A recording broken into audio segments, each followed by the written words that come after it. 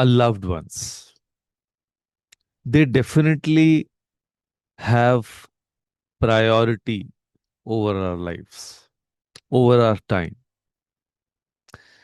But in the kind of schedule we live in, we must think, are we spending that priority, quality time with them? So raise your hand if you have ever been physically present with someone while mentally scrolling through your WhatsApp messages. Thank you. Thank you. See, unknowingly we do all this. And we've all been there. In a world where we are more connected than ever, we are somehow becoming more distant from the people who matter most. Many a times we long for followers on our social media accounts, but we don't follow the ones who are so close to us. There's something beautiful I want you to remember. Relationships are like plants. They don't need grand gestures, just consistent watering. So you don't need to plan elaborate weekend getaways or expensive dinners. What they need is your presence, your attention, your time. Let me paint a picture that might sound familiar. It's 7 p.m.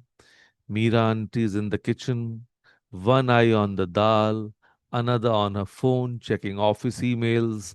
Her teenage daughter walks in. Want to share something about her day at school.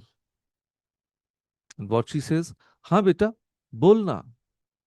But she's still typing that urgent reply. The daughter sighs, grabs a biscuit, walks away. Sounds familiar?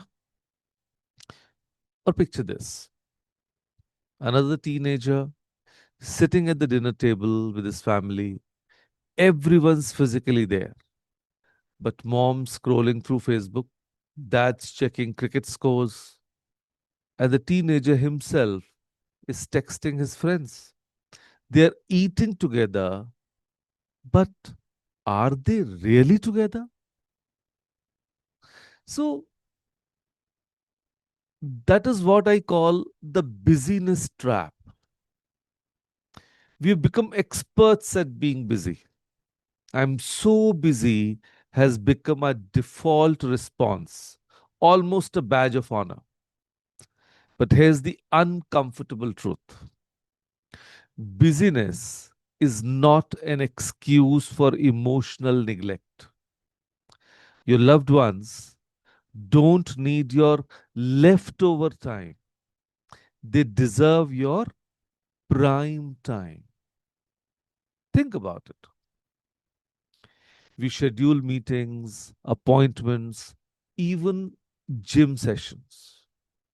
But when was the last time you actually scheduled time with your family? When did you last put chai with mom or evening walk with spouse in your calendar and treat it as non negotiable? So the magic isn't in grand gestures, it's in tiny rituals that build deep bonds.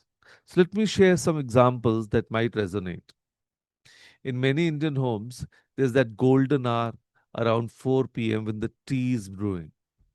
Instead of everyone grabbing their cup and disappearing to their rooms, what if this became sacred family time? No phones, just conversations. Share one good thing that happened today or one thing you're worried about.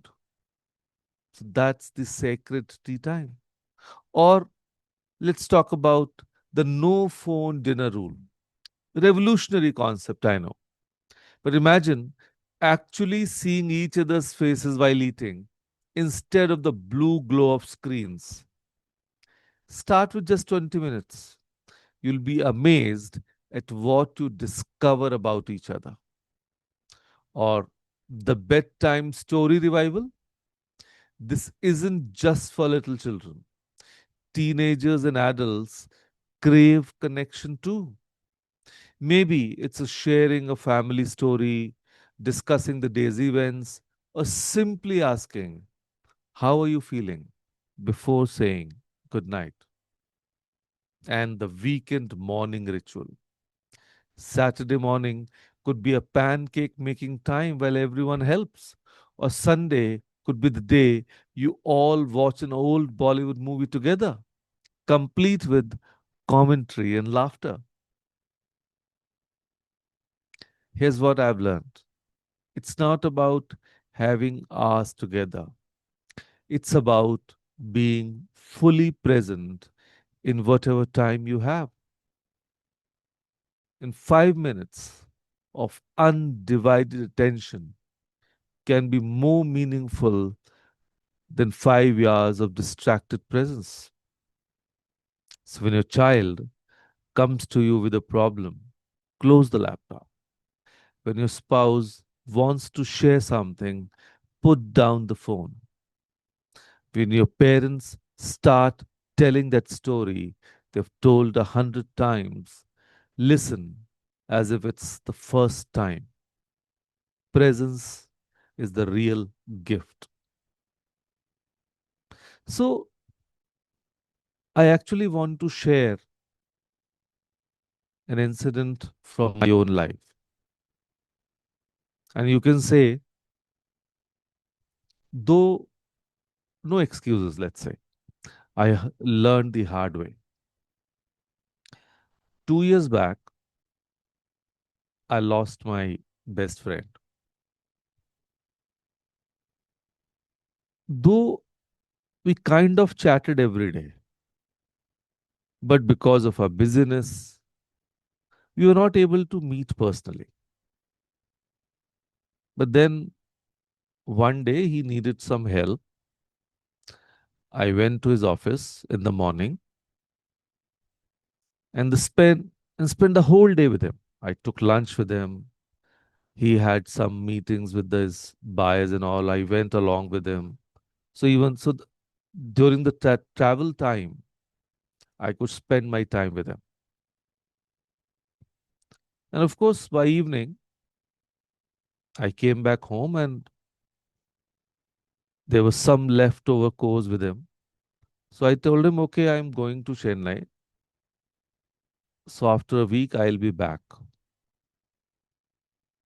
And when I was in Chennai, I got that news that he's no longer with him.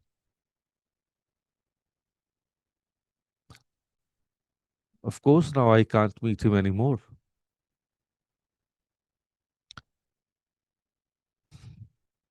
But that was, I still remember the day I spent, though he has been my childhood friend, there are too many memories with him. But maybe we could have met more. But yes, I still thank God for that last day where I spent the whole day with him. So actually, we never know how long will we be meeting our loved ones. So I'll say, when you prioritize your quality time with your loved ones, that something beautiful happens. Even our kids learn that relationships. Our spouse feels valued, our parents feel cherished. So we actually create a bank of precious memories that no amount of career success or material wealth can replace.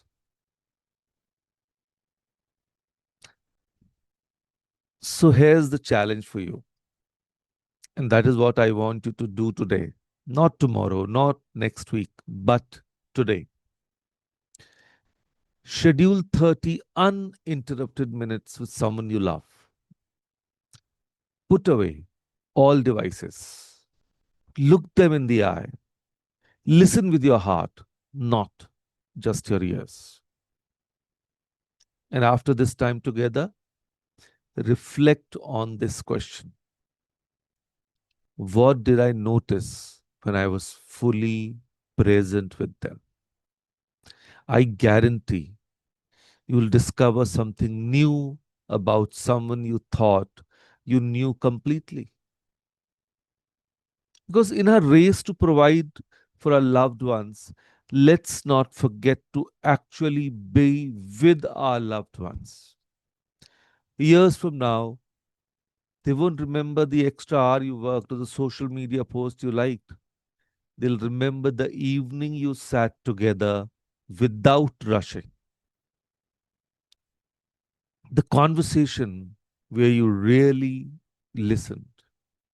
The moment you chose them over everything else, demanding your attention. So, just as we started, remember relationships are like plants, they don't need grand gestures, just consistent watering. So, I would say your loved ones are waiting, not for your perfect version, not for when you have more time, but for your present, authentic, fully there self. So, I would say start watering your relationships from not even today, but from now. Start small, start simple, but start today. Because the people who love you deserve nothing less than your presence, your real, undivided, beautiful presence. So, with that thought, I would definitely thank you for listening to me and being here with all of us. Thank you.